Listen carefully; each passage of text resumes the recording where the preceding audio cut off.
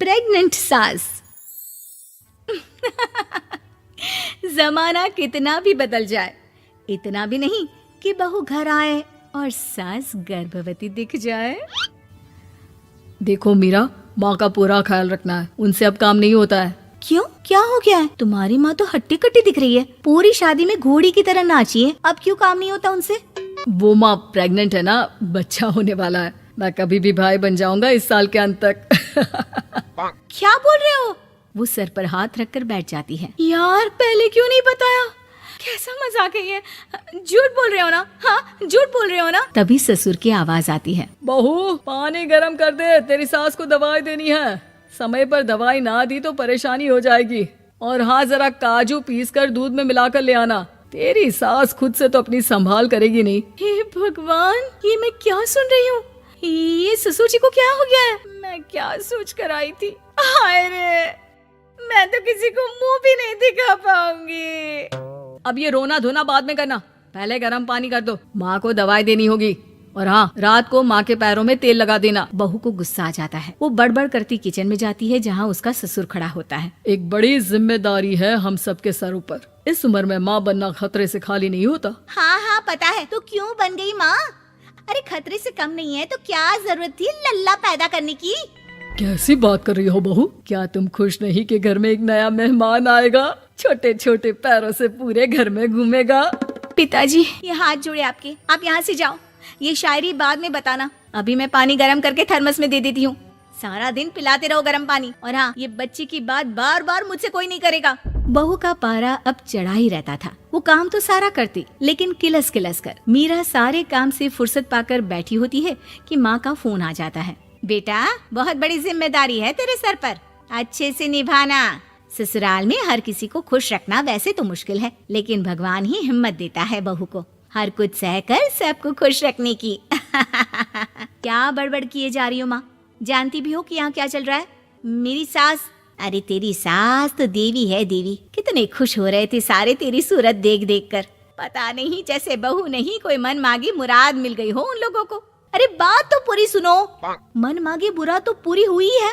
अरे मेरी सास को बच्चा होने वाला है, प्रेग्नेंट है वो। क्या बकवास कर रही है मीरा? ये बात किसी को कहना मत। मुझे तो बता दिया, लेकिन अब अपनी जबान सिल ले। कहाँ है तेरी सास? बात तो करा मेरी। पूछू जरा, पोता पोती खिलाने की उम्र में खुद का बच्चा खिलाने का शौक कहाँ से आ गया?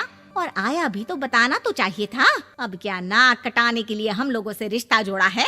रुक, तेरे पापा से बात करती हूँ। मीरा फोन रखकर लेट जाती है। वो एक सपना देखती है कि उसकी गोद में एक बच्चा खेल रहा है। भाभी की गोद में कितना खुश दिख रहा है ना, लग ही नहीं रहा कि भाभी है। मैं तेरे लिए क्या लाया हूँ, सोने की बालियाँ। तेरी शादी में तो मैं बुढ़ा हो जाऊंगा ना। अरे कैसी बात कर रहा है बेटा, इसकी जिम्मेदारी तो तू ही लेगा। हम लोगों का तो कोई भरोसा नहीं, कब ऊपर वाला उठा ले। बहू को सास को देख देख कर गुस्सा आ रहा था। तभी वहाँ पड़ोसन आ जाती है। अरे बहू, तुझसे तो पूछने से भी डर लगता है कि कब खुशखबरी सुना रही है। अब तो अपनी 1 महीने की ननद की ही जिम्मेदारी संभाल ले, बहुत है।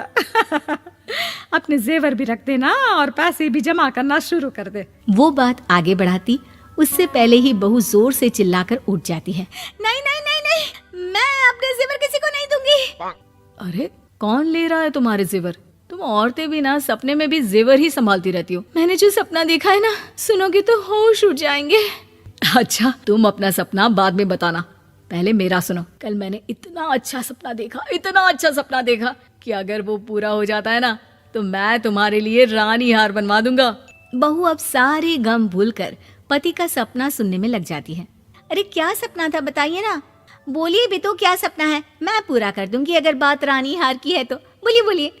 मैंने रात को सपना देखा कि माँ को बेटी हुई है और मुझे बहन।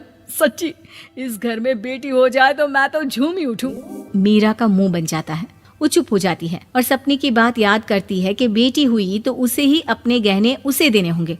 फिर तो रानी हार की जरूरत पड़ेगी ही। भाई लड़की बड़ी होगी, उसकी शादी होगी तो जेवर तो चढ़ाने ही होंगे ना। कहाँ से आएंगे वो?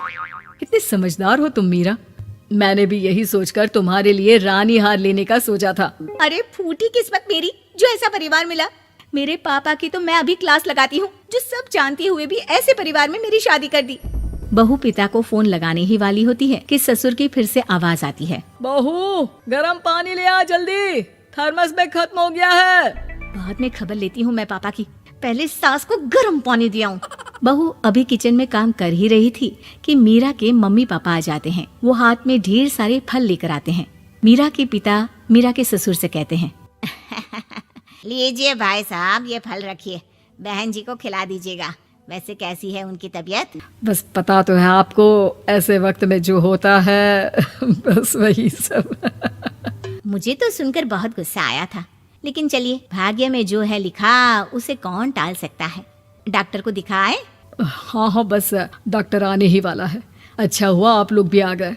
उतने में एक सुंदर सी लेडी डॉक्टर आती है। पेशेंट कौन है आप? अरे नहीं जी, मैं तो बहू हूँ इस घर की। मैं तो अभी सोच भी नहीं सकती पोता या पोती के बारे में। अभी तो मेरी सास ही। अरे चुप हो जाना, देख तो ले, डॉक्टर है ये, किसी के भी सामने गुस्सा फोड़ देती है। डॉक्टर कमरे में जाती है और थोड़ी देर बाद बाहर आ जाती है। पीछे से सास भी निकल आती है। हे भगवान, इतना दुख तो किसी को भी ना दे जितना मुझे दिया है। देखिए बहन जी, आप लोगों को तो ये सोचना भी नहीं चाहिए था। वही तो मैं भी कह रही थी कि आप लोगों के लिए तो सोचना भी गुनाह है, लेकिन अब पछताए होत क्या जब चिड़िया चुग गई खेत। डॉक्टर वहाँ से चली जाती है। मैं माँ नहीं बन सकती, मैं प्रेग्नेंट भी नहीं हूँ। ये कैसे? तुम तो बोल रही थी कि अरे वो गैस का दर्द था और पेट भी गैस से फूल रहा था। डॉक्टर ने चूर्ण दे दिया है, गर्म पानी से फाँकना है। मैं अभी लाती हूँ गर्म पानी। अरे मैं तो गीजर ही लगा देती हूँ। हाय रे, खुशी के मारे पागल ना हो जाओ।